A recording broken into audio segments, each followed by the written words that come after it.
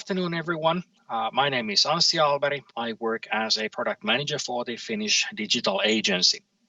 And my topic for today is I'm going to be walking you through some of the developments that we have been carrying out in Finland as part of our own development for the XRoad technology and as a co-development together with the Nordic Institute for Interoperability Solutions. The goal of all of these developments has been and will be to make it easier to onboard new customers and new members into XRoad. My topics for today will be, I will be first setting the stage by giving you a bit of background and walking you through our design goals for the XRoad development in Finland. Then I'm going to touch a little bit deeper into a project we call the security server Sidecar. It is a new implementation of the security server software. A little bit deeper into that later on. Then I'm going to walk you through what we term as the XRoad toolkit for making it easier to onboard on the XRoad environment. Touching upon a few words on our process and documentation improvements and finishing the presentation with what all of these four developments mean together. Starting with a bit of background. As mentioned, the XRoad environment in Finland is called the Suomi.fi data exchange layer or the Suomi.fi palveluväylä in Finnish. I am going to be using the data exchange layer and the XRoad terms rather interchangeably here. For your practical purposes, you can just listen it as XRoad. The data exchange layer was brought into use in Finland in 2015. And as the law goes, all public bodies in Finland are mandated by law to use the data exchange layer for information exchange between themselves. In addition to the public bodies, any private enterprise, private corporation, private company, trusts, etc. can join the data exchange layer if they consider it beneficial. As it stands today, roughly 1/3 of our members are private enterprises or something that counts as equivalent. Although the data exchange layer has been running for 5 years, we still consider it to be very much in the service adoption or service pickup phase, meaning that we have a steady growth of new XRoad members and new XRoad services being offered on top of the data exchange layer. However, based on the customer feedback that we're receiving, also based on the customer survey that we carried out in 2019, as well as a report by the National Audit Office of Finland, all of the feedback indicates that we still have needs for being able to onboard new customers easier into the data exchange layer. Before we go into the actual developments, our design goals for the development in Finland are twofold. First of all of our development is customer oriented and it'll always answer a concrete customer need. Secondly, the data exchange layer in Finland will offer safe and secure data exchange, thus giving the customers an ease of mind and letting them focus on their core business. We aim for the data exchange layer to be easy to use, and we also aim for it to be easy to take into use, thus bringing concrete benefits and cost savings to our customers, the organizations and the public bodies and corporations using the data exchange layer.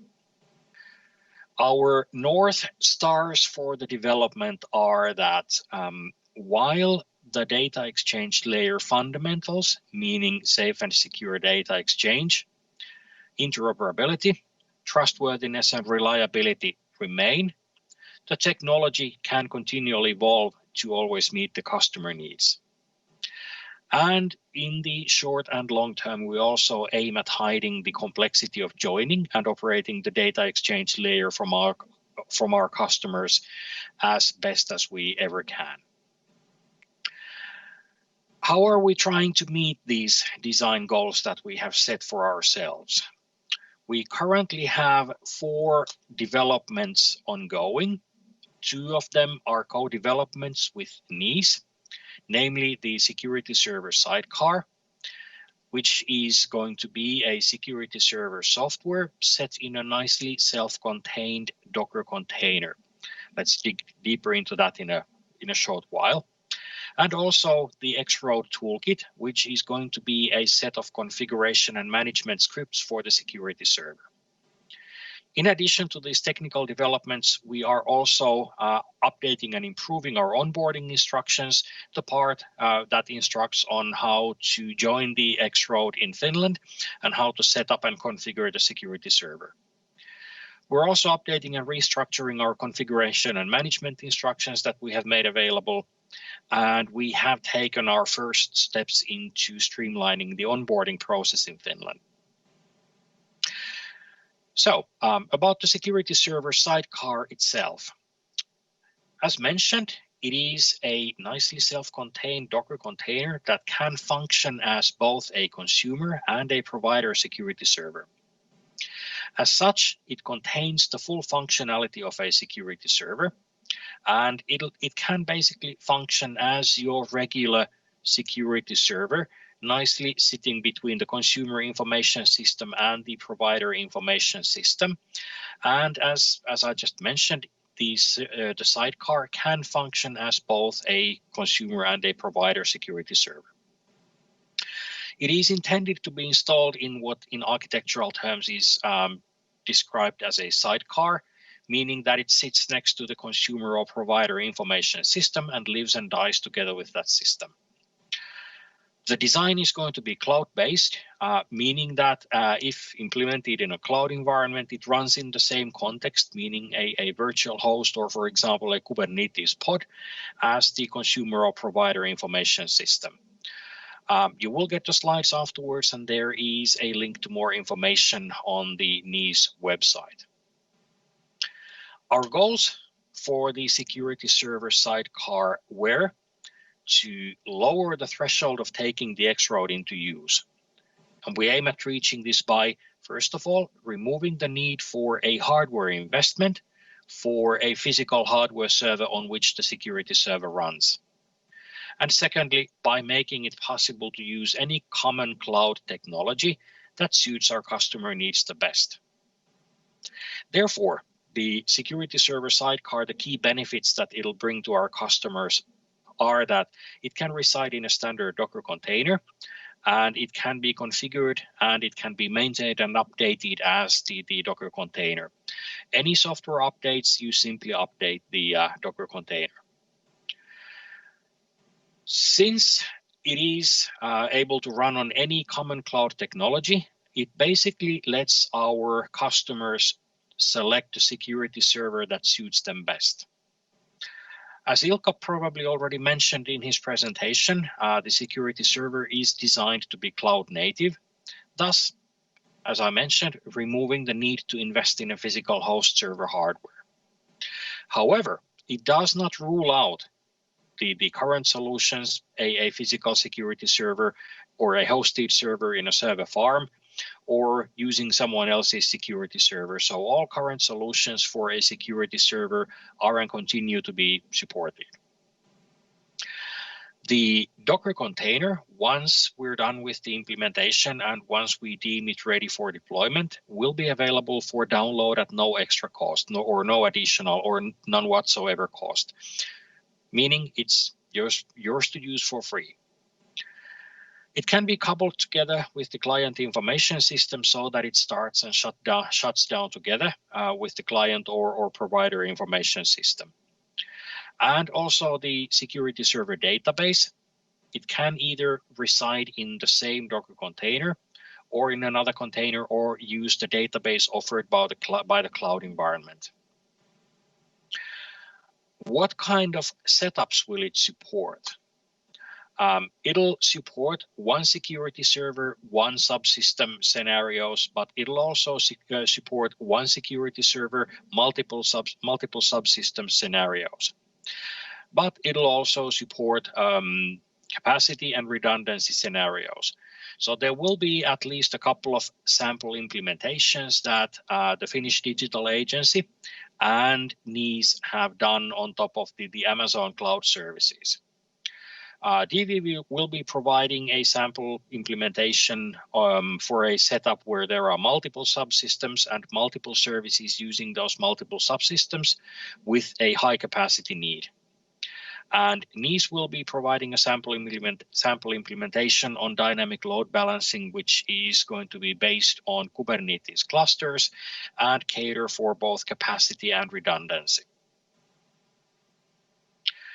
So that is in essence the highlights or the essence of the security server sidecar. Moving on to walk you through the XRoad toolkit. Our goals for the XRoad toolkit were, again, to lower the threshold of taking XRoad into use. And here, by using it, by enabling the configuration and management of a security server through the management API.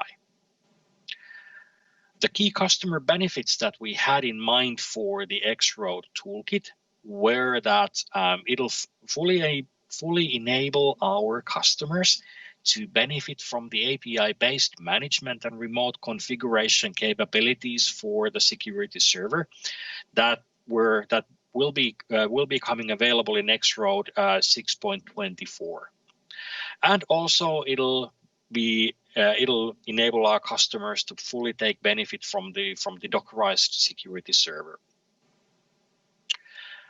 The key deliverables for the XRoad toolkit will be a set of example scripts for configuring a newly installed security server for use. And also a set of select management scripts for managing a security server, plus a set of accompanying instructions and developer-friendly documentation on how to configure and tailor the scripts for a customer case. All of this will be available in English. And when I said on how to configure and tailor the scripts for a customer case, so yes, our implementation of the XRoad toolkit will be tailored for the Finnish implementation of the XRoad technology, but the example scripts will be parameterized in a way that if you want to use them for your own purposes, any parameter that would be specific for Finland or for your environment can be inputted as a new variable or a new parameter. So entirely configurable and entirely tailorable for any customer needs. The scripts will support both batch operations and remote configuration and management of the security server. And quickly, what's going to be in scope and what's going to be out of scope. So setting up the infrastructure to run a security server on the host service, on the host server, or how to set up a security sidecar in, for example, an Amazon cloud environment is going to be out of scope. There are simply too many variations, too many hardware permutations, too many unknowns that we deemed that this is not a worthwhile thing to do. Similarly, installing the security server or a security server sidecar, we defined that to be out of scope in the sense that there are already excellent instructions and, for example, Ansible playbooks on how to do that. What, however, is going to be in scope is the exact steps on configuring a newly installed security server for use, and also security server maintenance tasks, the most common ones. And here we will draw happily from the existing implementation from RIA for finalizing that functionality. So that is in essence what we're aiming at for the XRoad toolkit. Easier setup, easier maintenance. Quickly moving on to the updated instructions and onboarding process, and this is going to be a bit Finland specific. So the documentation on pages for the Suomi.fi services is going to be overhauled. We're actually in the process of doing that as we speak. We are writing completely new onboarding instructions that will be easier to use and easier to understand the onboarding process based on these instructions. We are also going to amend and update the installation and maintenance instructions we have for the Sidecar maintenance to cover both the security server Sidecar and the toolkit. And anything that we have currently on our own pages, we will be reorganizing that for clarity and doing extensive cross-linking with the XRoad documentation portal. In addition to that, we also have been working and continue to work on streamlining the onboarding process in Finland so that there will be clear stages in onboarding with clearly recognized roles. When the role changes, for example, the person who makes the business decision, he or she completes certain steps and can easily hand over the onboarding process to the next person who defines the security server. Then that person is able to hand over the onboarding process clearly and easily for the next person who sets up the subsystem. So basically, we're going to be working on that. We're also taking steps to cater better for joining the XRoad or onboarding the XRoad in Finland as a service so that another company could complete all the steps for a client without the client involvement beyond giving the authorization to join us or join that company into the XRoad. So what does all of this mean in terms of easier XRoad onboarding? And here's sort of like the essence of the matter for my whole presentation. When you count together 1 + 2 + 3 + 4, it no longer equals 20, but it no longer equals 10, but it equals 20 in the sense that when you couple the Sidecar, the XRoad toolkit, the XRoad management API for the security server that came out in 6.24, and our updated instructions and onboarding process, when you couple all of that together, you get a faster, easier, and smoother onboarding. You're able to do the onboarding and management as a remote service or as a hosted service.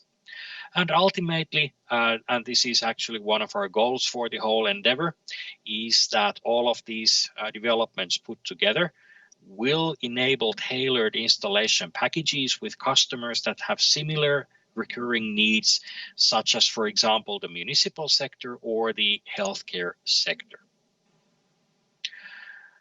Did it sound tempting to you? Do you want it? In case you do, the security server, Sidecar, or the XRoad toolkit, all of the pieces for the smooth data exchange layer onboarding package will be available for use in January 2021. We aim for completing all of the developments late in the year this year. Then packaging, making sure that everything works together. We have all the bits and pieces in place. We have crossed all the T's and put all the dots on the I's, and we're ready to go.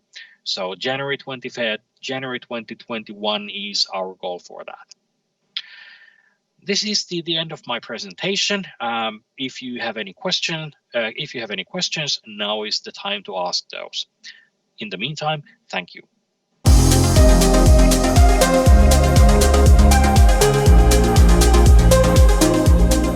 Nice, Anssi. Thank you very much for that talk, sir.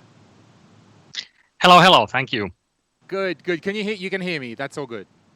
Yes, I can. Tremendous. First of all, before we start off, is that an old school cassette player deck in the background there I can see on your bookshelf? Yes, it is. It is a great thing from, I think, 1983. I haven't used it for years, but it has a nice CD player attached to it. So whenever I have days when no one else is at home, I do like to listen to a bit of music while I'm working. Very nice. I have something similar like that at home. I have a cassette deck and the CD player. That's what spotted my eye in the background. Now, we have a lot of questions, a lot of technical things. Firstly, just quickly from me, if I took away a summary of the two features you talked a lot about, Sidecar, the Docker Sidecar, and then also the toolkit. If I understood broadly that the toolkit is not meant for Sidecar. Sidecar is, okay, we want to put a Sidecar in, we want to put a Docker instance in, but if you want to do the security server yourself, then we're going to be giving you this toolkit of scripts. Is that broadly correct? That is broadly correct, yes and no. So the toolkit is not meant for the sidecar alone, but it's meant for the security server, whether that be a traditional security server or the sidecar. Oh, okay. So you can use it to manage the security server, no matter if you run it or whether it's in the Docker, but it doesn't help you with the setup of the Docker itself. That is correct. So that the setting up the Docker, it is a fairly standard, fairly common process. So the toolkit is for the security server configuration part and for the security server management part, but not for setting up the Docker image or for setting up the host server for a traditional security server. Gotcha. Okay, I think we're good with this one. Quick questions here. If we're using a sidecar Docker image, it's really one-to-one. Like it's one organization uses one sidecar. I use that just in my own organization. It doesn't get spread across organizations or something like that.